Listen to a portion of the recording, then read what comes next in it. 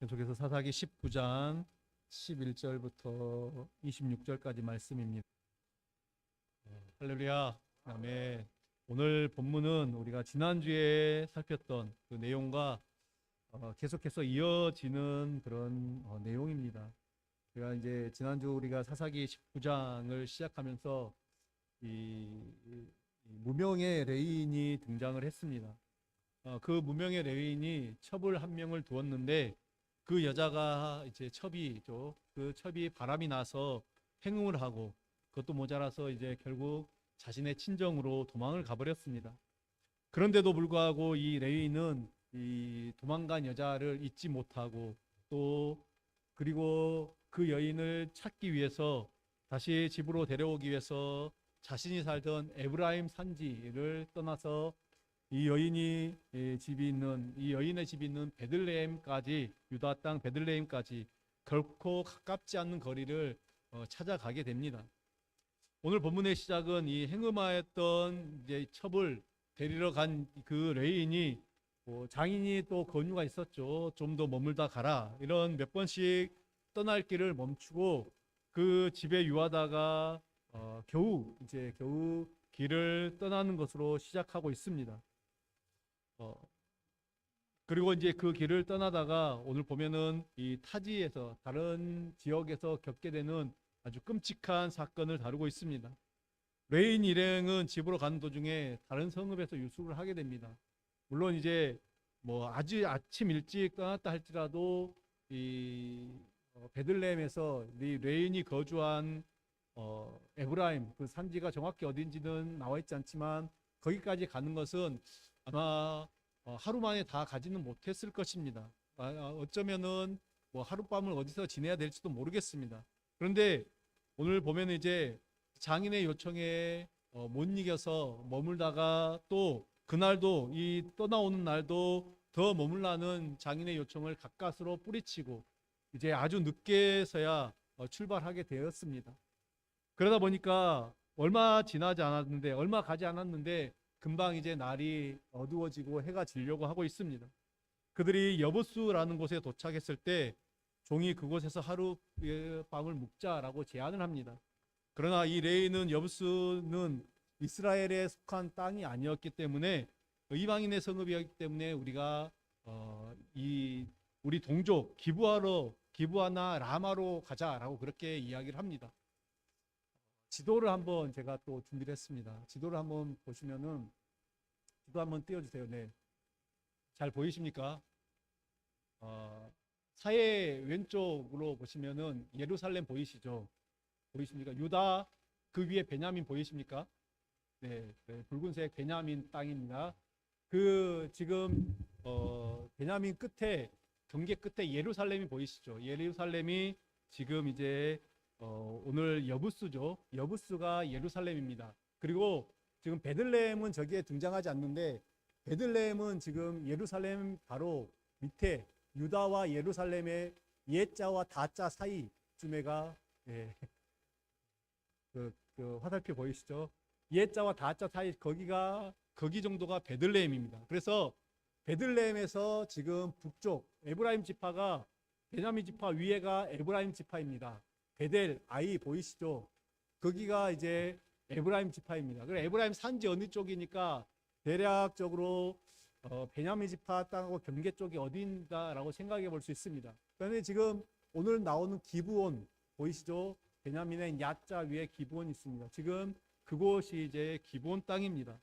근데 말씀드렸듯이 지금 이 예루살렘 그러니까 여부스가 당시에 딱 지파별로 분배가 됐지만은 이 여호수아를 보고 사사기에도 보면 나오는데 이 예루살렘이 아직 완전히 정복이 되지 않았습니다. 그래서 지금 보시는 바와 같이 이 베냐민 땅과 유다 땅이 경계에 있습니다. 그래서 뭐 누구라도 먼저 올라가면은 거기를 이제 점령하면 되는데 일부를 유다가 점령을 하긴 합니다. 그러나 온전히 점령하지 못한 상태로 있습니다. 베냐민도 점령하지 못한 상태에 있습니다. 우리가 아시듯이 이 땅은 다 지파별로 다 나눠졌지만은 그 각 지금 여호수아와 이스라엘 백성들이 그 땅을 정복을 해가면서 요충지들 전략지들은 뭐 이제 대부분 이제 정복을 했지만은 많은 땅들이 아직 그 성읍이나 또 그들이 이 가나안 백성들이 살던 땅이 정복되지 못한 곳이 되게 많았습니다. 그 중에 하나가 바로 여부수 예루살렘이죠. 예루살렘은 이제 나중에 우리가 성경을 쭉 보면은 사무엘상에 가면 다윗 때에 다윗이 정복을 하고 거기에서 나중에 이제 다윗이 그 수도를 삼습니다. 이스라엘 수도를 삼고 예루살렘에서 다스리게 됩니다. 근데 지금 이제 그 상황이죠. 그래서 이 여부수 아직 이 베냐민 이제 이스라엘에게 정복되지 않는 그 땅 그곳에서 가지 말고 그곳에서 머물지 말고 우리 동족이 있는 조금 더 가서 기브온이나 어떤 그 라마 이쪽에 가서 머무르자라고 그렇게 지금 이제 레인이 이야기를 하는 것입니다. 그런데 이제 그들이 이제 기브아로 갔을 때 그곳에 이제는 해가 져서 더 이상 갈 수 없는 그런 상황이 된 것입니다. 그래서 그들은 이제 서급 넓은 거리, 즉 사람이 많이 다니는 화면은 이제 그만 띄우셔야 될 것 같습니다. 그 광장에서 이제 그 나그네를 대접하도록 한 그 율법의 가르침을 따라서 그 사람들이 자신을 영접해 주기를 기다리고 있었습니다. 그런데 이제 그곳에서 그들은 자신들을 영접하겠다라는 그 사람들을 쉽게 만날 수 없었습니다. 이것은 이제 뭐 광장에 그 땅에 사람이 돌아다니는 사람이 없어서가 아닙니다. 분명히 많은 사람들이 그 레인 일행을 봤을 것입니다. 그러나 낯선 사람을 보고도 그들을 자기 집으로 영접하지 않았다라는 것은 지금 이 땅 기브아에 살고 있는 베냐민 사람들이 그만큼 악했다라는 사실을 보여주는 것입니다. 이제 꼼짝없이 그 밤에 이 길에서 유숙해야 될, 거리에서 유숙해야 될 처지에 놓여 있는 그 레인 일행을 오늘 이제 한 노인이 밭에서 일하다 돌아오는 길에 그를 발견하고 그들을 자기 집으로 인도하는 것을 보게 됩니다. 그런데 이제 오늘 쭉 본문을 좀 지나서 22절에 보면은 그들이 마음을 즐겁게 할 때 그 성읍의 불량배들이 그 집을 에워싸고 문을 두들기며 집주인 노인에게 말하여 이르되 내 집에 들어온 사람을 끌어내라 우리가 그와 관계하리라 라고 그렇게 말하고 있습니다. 분명히 그들 이 불량배들은 지금 거리에서 잠잘 곳을 찾고 있는 레인을 분명히 봤을 것입니다. 그리고 또 그 한 노인이 그를 자기 집으로 데리고 가는 것도 아마 봤을 것입니다. 그리고 그 기회를 엿보다 노인의 집을 찾아간 것이죠. 그들이 노인의 집을 찾아가서 문을 두드리면서 그렇게 말합니다. 내 집에 들어온 사람을 끌어내라. 다그치고 있죠. 협박을 합니다. 그 이유가 무엇입니까? 그 이유는 그와 관계하겠다라는 것이죠. 이 성읍의 불량배들이라고 말하는 이들은 아마 남자들을 말하는 것입니다. 거의 100% 남자들이죠. 그리고 그들이 원하는 그를 끌어내라 할 때 그는 레인을 가리키는 것입니다. 왜냐하면은 이 불량배들이 협박을 할 때 집주인 노인이 나와서 자신의 딸과 레인의 첩을 내어주겠다고 말했지만은 그들은 마다했습니다. 이것은 결국 이 성읍의 불량배들이 원했던 것은 동성애를 원했던 것입니다. 이러한 내용들을 통해서 알 수 있는 것은 당시 이스라엘이 얼마나 영적으로 신앙적으로 타락해 있는지를 알 수 있습니다. 레인이 거한 땅은 비록 지금 원래는 이방인이 거하던 땅이었죠. 그렇지만은 베냐민 지파에게 분배가 되었고 당시 베냐민 사람들이 그 땅을 기업으로 얻어서 그 땅에서 살고 있었던 것입니다. 지금 이 동성애를 하겠다고 찾아온 이 불량배들 역시 이 이방인들이 아닌 베냐민 족속 사람들이었습니다. 베냐민 사람들이다라는 것이죠. 그들은 지금 자신과 같은 동족인 레인에게 동성애를 원하고 있었던 것입니다. 그러면은 이 낯선 이방인이 왔을 때 이방 사람은 아니지만은 낯선 사람이 왔을 때 동성애를 원했다라는 것은 이것은 이미 그들끼리도 동성애를 하고 있었다라고 그렇게 말할 수 있습니다. 이것이 바로 이스라엘 전체가 신앙적으로 얼마나 타락해져 있는가를 확실히 보여주는 증거죠. 동성애 성경은 이것을 이제 남색하는 자라고 그렇게 이야기를 합니다. 이렇게 이것은 분명히 하나님이 율법에서 금하시는 것이죠. 그럼에도 불구하고 이들 베냐민 사람들에게는 하나님의 말씀은 관심이 없었던 것입니다. 그들이 과연 이 율법을 몰랐을까요? 하나님의 말씀을 몰랐을까요? 아닙니다. 그들은 계속해서 이 말씀을 들었을 것입니다. 하나님의 율법을 들었을 것입니다. 어떻게든 율법의 모든 내용들은 다 모르고 있다 할지라도 기본적으로 어떠한 것이 말씀인지는 알고 있을 것입니다. 그럼에도 불구하고 그들은 더 이상 하나님의 말씀을 가까이 하지 않고 듣지 않겠다라는 것이죠. 자신의 딸을 주겠다는 그 노인의 말을 거절하자 이제 레인이 자신의 첩을 대신 내줍니다. 그러자 그 불량배들은 뭐라 그럴까요? 꽁 대신 닭이라 그럴까요? 그런 어떤 꽁 대신 닭이라도 취하자 하는 그런 마음으로 그 첩을 데리고 가서 밤새 욕보이다가 놓아주고 결국 이 첩은 레인이 거하고 있는 그 노인의 집 문 앞에 엎드려져 죽게 됩니다. 그리고 이제 우리가 읽지 않았지만은 27절 이후에 19장의 마지막 부분의 내용은 아침에 자신의 첩을 발견한 레인인 그가 자신의 첩이 죽은 것을 보고 그 시체를 집으로 가져와서 12조각을 토막을 내죠. 그리고 이스라엘 사방에 그 조각을 보내서 또 이제 결국에는 이것들이 이제 이스라엘 내전, 지파 간의 전쟁의 빌미가 된 것입니다. 이게 이제 오늘 내용 전체적인 내용이죠. 여러분 이 사건은 오늘날 생각해도 너무 끔찍한 사건입니다. 토막을 냈다는 게 끔찍한 게 아니고 그 몹쓸 짓을 한 이런 것들이 너무나도 끔찍한 사건이죠. 그렇다면 성경은 왜 이 끔찍한 사건을 다루고 있는 것입니까? 왜 이런 사건을 기록하고 있는 것입니까? 사실 오늘 성경은 오늘 본문뿐만 아니라 오히려 정말 이 한 종교의 경전인데 기록되지 않았으면 좋았을 텐데 하는 사건들이 그것들을 적나라하게 기록한 것들이 많이 있습니다. 그렇다면 과연 이것이 의미하는 바가 무엇일까요? 그럼 성경 66권 거룩한 하나님의 말씀입니다. 아멘이십니까? 네. 우리가 다 인정합니다. 이것은 하나님의 말씀입니다. 그런데 성경의 문장들, 성경의 내용들을 살펴보면은 거룩하지 않는 내용들이 너무나도 많습니다. 결코 우리가 그거 아멘 할 수 없는 내용들이 참 많습니다. 이런 성경이 과연 거룩합니까? 왜 대답이 없으십니까? 제가 질문을 했습니다. 과연 거룩합니까? 네, 거룩합니다. 왜 그렇습니까?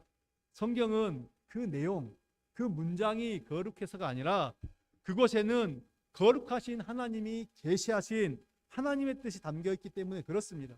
성경 66권 우리 창세기 1장 1절부터 계시록 마지막 장 마지막 절까지 모든 것들이 다 하나님께서 계시하신 말씀입니다. 여러분 그 하나님이 거룩하시고 거룩하신 하나님은 절대로 흠이 없으신 분입니다. 악이 없으시죠. 모든 것들이 다 선하십니다.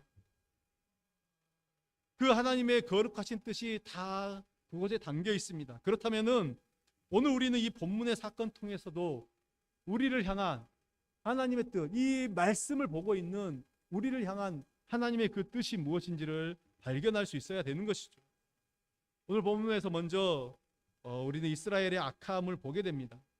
오늘 본문은 지금 우리가 계속해서 말씀드렸지만은 17장 이후에 반복된 표현, 그 왕이 없이 자기 소견에 오른 대로 살아가는 왕이 없는 그때에 그들이 살아가던 그 이스라엘의 불신앙이 그들 안에서 어떤 모습으로 나타나는가?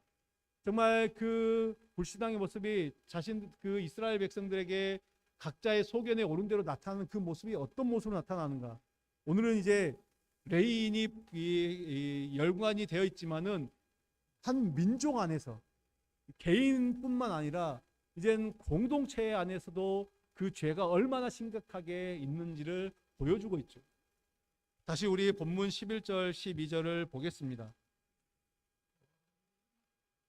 11절 12절을 제가 한번 읽겠습니다. 그들이 여부스에 가까이 갔을 때 해가 지레하는지라 종이 주인에게 이르되 청하건대 우리가 돌이켜 여부스 사람이 이 성읍에 들어가서 유숙하십시다니 주인이 그에게 이르되 우리가 돌이켜 이스라엘 자손에게 속하지 아니한 이방 사람의 성읍으로 들어갈 것이 아니니 기브아로 나아가리라 하고 라고 이렇게 말합니다. 이 말씀을 보면은 레위는 이방인의 성읍에서 유숙하기보다는 하나님의 백성인 같은 이스라엘 자손이 거하는 곳에 그곳에서 지금 머물고자 하고 있습니다. 왜 그렇습니까?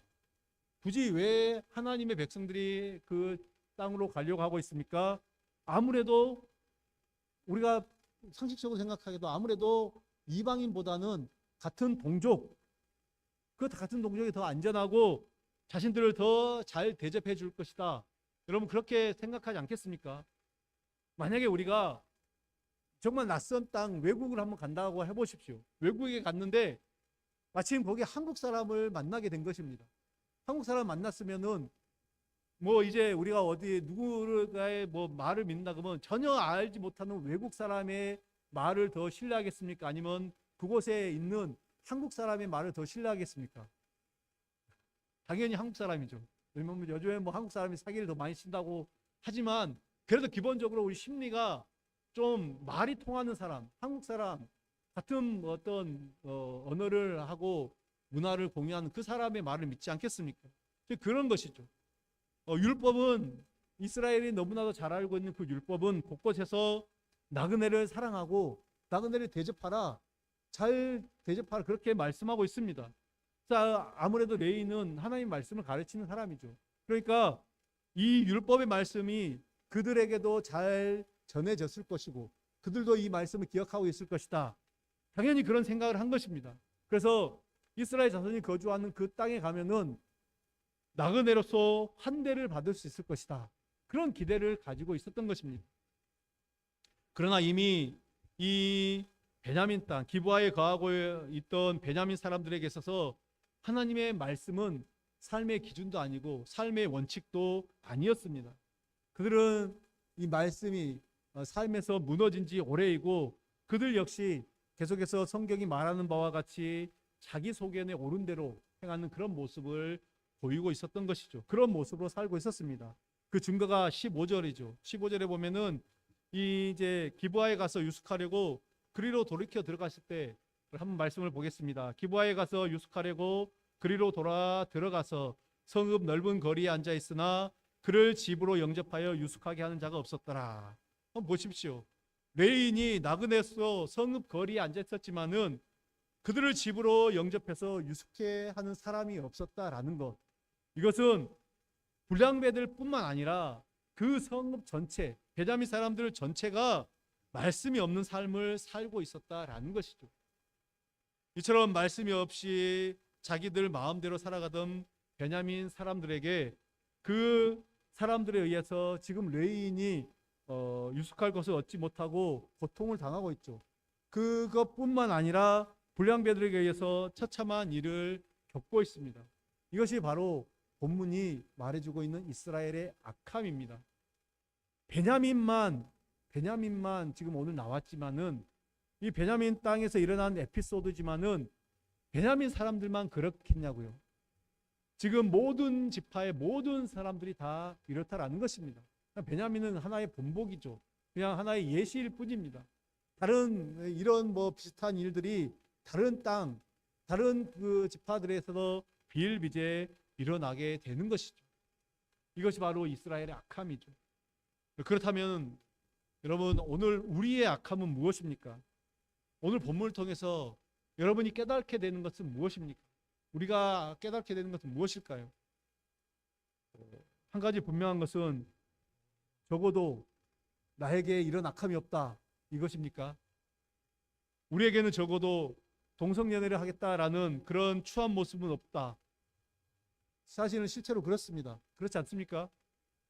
그렇다면 과연 우리는 이 기브와 베냐민 사람들보다 더 깨끗한 자들일까요? 우리는 본문을 통해서 동성연애를 하겠다는 불량배들의 그들의 행동 또 그 나그네를 환대하지 않는 나그네를 받아들이지 않는 그 베냐민 사람들의 그 모습을 보지 말고 자신들이 가진 힘으로 외인을 괴롭히고 그의 첩을 죽게 만드는 이들의 속성을 한번 봐야 됩니다. 죄의 속성이죠. 죄의 속성을 우리는 봐야 됩니다. 죄의 속성이 베냐민 사람들에게 그 어떻게 나타나는지를 봐야 되는 것입니다. 그들은 자신들에게 있는 힘을 가지고 자기들 마음대로 행동하고 있습니다. 그들에게는 이 하나님의 말씀이 전혀 작동하지 않고 있다라는 것이죠. 그런데 여러분, 이것은 우리도 마찬가지입니다. 우리가 비록 동성연애와 같은 악행을 하지 않는다 할지라도 오늘 이 말씀의 주제는 이 동성연애와 같은 동성애를 악한 것을 했다가 아닙니다. 그게 이런 것들을 그 악행을 하지 않았다 할지라도 우리 삶에는 여전히 하나님의 말씀이 우리 악한 행실을 제어하지 못할 때가 너무나도 많다라는 거죠. 우리 악한 행실을 말씀이 멈추게 하지 못합니다. 무슨 말이냐? 내가 말씀을 아는데, 하나님의 말씀을 아는데도 불구하고 그 말씀을 계속해서 거스르고 있다라는 거죠. 말씀이 죄에서 돌이키고 말씀이 죄에서 떠나라고 계속해서 우리 심장을 때리고 있지만은 우리는 그 말씀에서 그 죄에서 돌이키지 못하고 있습니다. 말씀이 용서하라고 말하지만은 분명 우리에게 가르치고 우리가 알고 있지만 우리는 여전히 용서하지 못하고 있습니다. 말씀이 사랑하라고 말하지만은 우리는 사랑하지 못하고 있는 것이 우리의 모습입니다. 여러분, 이것이 우리의 악함이다라는 거죠. 이것이 바로 자기 소견에 오른 대로 행동하는 이스라엘의 모습이고 우리의 모습임을 우리는 아셔야 됩니다. 그런데 이러한 이스라엘의 악함 속에서 예외의 한 인물이 등장을 합니다. 바로 레인을 영접한 노인이죠. 그런데 이 노인에 대해서 설명하는 16절을 보게 되면은 그는 본래 에브라임 산지 사람이었습니다. 베냐민 사람이 아니다라는 거죠. 베냐민 지파 기브아 사람 누구 하나도 그를 영접하지 않는데 오히려 타 지파 사람, 이 노인이 그들을 영접했다는 것입니다. 16절을 한번 제가 읽어보겠습니다. 저녁 때에 한 노인이 밭에서 일하다가 돌아오니 그 사람은 본래 에브라임 산지 사람으로서 기브아에 거류하는 자요, 그곳 사람들은 베냐민 자손이더라. 네, 베냐민 사람들이 이렇게 흥이 있는 사람들. 할렐루야. 네. 그곳 사람들은 베냐민 자손이더라. 성경이 일부러 이 말씀을 집어넣고 있는 것입니다. 그 노인이 어디 사람입니까? 네, 에브라임 사람이다라는 거죠. 그런데 오늘 말씀해 보면은 기브아에 거류하는 자다. 거류하는 자가 무슨 뜻입니까? 그냥 거기서부터 쭉 처음부터 살았던 사람이 아니라 무슨 이유인지 몰라도 이 에브라임 산지 살던 사람인데 베냐민 땅에 와서 나그네로 살고 있는 것입니다. 그러니까 지금 베냐민 땅 모든 그 사람들은 다 동족을 무시하고 있는데 오히려 나그네인 사람이 나그네의 사정, 나그네가 잘한다고 이것이 아니고 나그네인 사람이, 그러니까 쉽게 말하면 내 코가 석자인 사람입니다. 나도 도와줄 수 없는 사람이죠. 나도 힘든 사람입니다. 근데 다 가진 것 풍부하고 많은 사람이 아니라 내가 어려움에도 불구하고 그 사람이 도와준다라는 것입니다.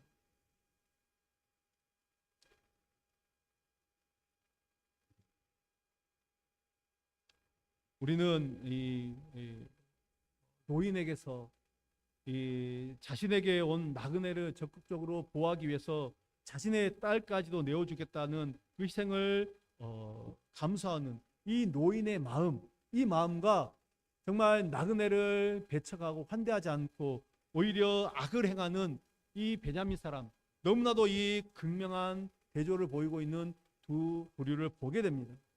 힘으로써 다른 사람을 괴롭히고 고통을 주는 이스라엘 그 베냐민 사람들과는 반대로 율법을 기억하고 말씀에 의해서 나그네를 대접하되 자신에게 오는 피해조차도 기꺼이 감수하고 그것을 마다하지 않고 그것을 지키는 모습에서 우리는 하나님의 말씀으로 살아가는 자들이 어떠해야 되는지, 하나님의 말씀을 따라 사는 것이 어떠한 삶인지를 우리는 생각할 수 있습니다. 사랑하는 성도님들, 우리는 어느 쪽입니까? 여러분은 어느 쪽에 지금 서 계십니까? 우리에게 참으로 두려운 것이 있다면은 악을 악으로 보지 않는 것입니다. 왜 그렇습니까? 악이 악으로 보이지 않는다라고 하면은 이미 우리는 그 악을 옳은 것으로 여기고 있기 때문입니다. 내가 악을 보면서도 그것을 악으로 보이지 않는다라는 것, 분명히 그들이 악한 일을 행실을 함에도 불구하고 그것들을 악으로 인지하지 못하고 있다라는 것은 그것이 결국에는 자기들은 옳다라고, 이것이 바로 자기 속에는 옳은 대로 살아가는 그 사람들의 모습입니다. 그래서 약자를 무시하고 나보다 못한 자로 업신 여기면서도 그것이 악으로 보이지 않는다. 그렇다면 이미 그 마음에는 예수님의 마음이 없는 것이죠. 여러분, 우리도 마찬가지입니다. 내가 악을 보면서도 그것이 악으로 느껴지지 않는다라고 하면은 이미 내 마음 가운데 예수님의 마음이 없다라는 것입니다. 예수님의 마음이 없는 자들은 필연적으로 어떻게 됩니까? 자기 속에는 옳은 대로 살아갈 수밖에 없습니다. 예수님의 마음이 있는 자들은 예수님의 마음을 품고 모든 것들을 바라보지만 예수님의 마음이 없다라고 하면 결국에는 내 생각대로, 내 뜻대로, 자기 소견대로 오늘 이 베냐민 사람들이 그것들을 잘 보여주고 있습니다. 우리는 오늘 말씀을 통해서 결코 레인 행실이 그도 바르다고 말할 수 없습니다. 이 레인도, 무명의 레인도 결코 행실이 바르다고 말할 수는 없는 그 레인과 또 오늘 이 베냐민 사람들의 악행을 보면서 아까 서두에 말씀드렸듯이 개인뿐만 아니라 이제는 한 지파, 공동체까지 타락해 있는, 얼마나 그들이 심각하게 타락해 있는지를 살펴보았습니다. 그러나 기브아에서 자행된 그 악행에서 한 노인이 보여주는 그 마음, 그것은 하나님의 마음이죠.